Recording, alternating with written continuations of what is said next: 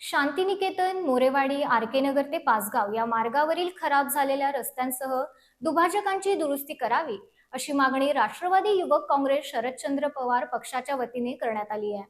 या मागणीचं निवेदन सार्वजनिक बांधकाम विभागाच्या उपअभियंत्यांना देण्यात आलंय.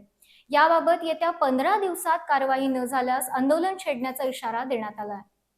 कोल्हापुरातील शांतिनिकेतन, मोरेवाडी, आर.के. नगर ते पाचगाव या मार्गावरील प्रमुख रस्त्यांचं काम गेल्या अनेक दिवसांपासून सुरू आहे.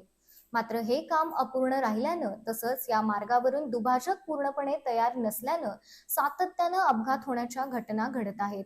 इथला रस्ता खराब झाल्यानं या मार्गावरून जात असताना शाळकरी मुलांसह महिला, ज्येष्ठ नागरिक आणि वाहनधारक यांना त्रास होत आहे.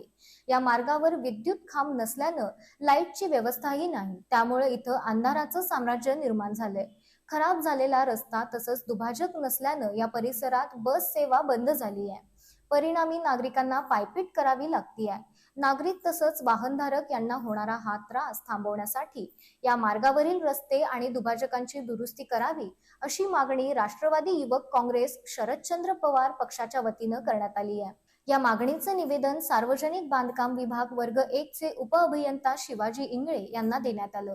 याबाबत येत्या 15 दिवसांमध्ये योग्य कारवाई झाली नाही तर उग्र आंदोलन छेडले जाईल, असा इशारा यावेळी देण्यात आलाय.